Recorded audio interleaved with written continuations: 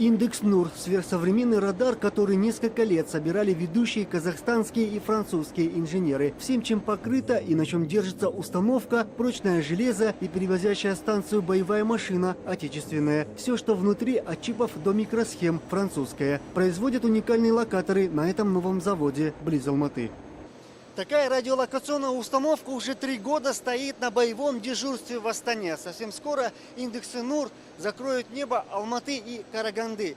Этот локатор нового поколения может заранее предупредить о ракетном ударе или вторжении летательного аппарата, в том числе космического, на расстоянии 270 километров.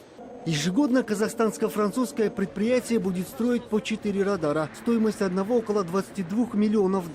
Этой радиолокационной станции нет аналога во всей Центральной Азии, уверяют разработчики. Мы с первого локатора 18% РЛС НУР выпускает в Казахстан.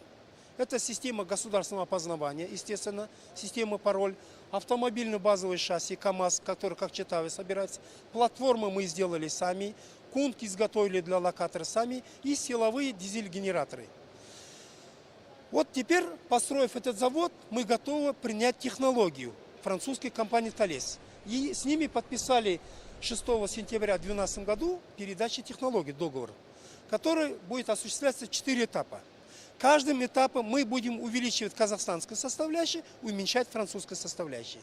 Со слов инженеров, индексу НУР по силам работать круглосуточно без остановок. Правда, каждые 3 месяца локатор необходимо проверять на исправность и заменять масло. Уникальность военного устройства еще и в том, что оно передает сигнал о расположении выявленного объекта с погрешностью всего в 50 метров.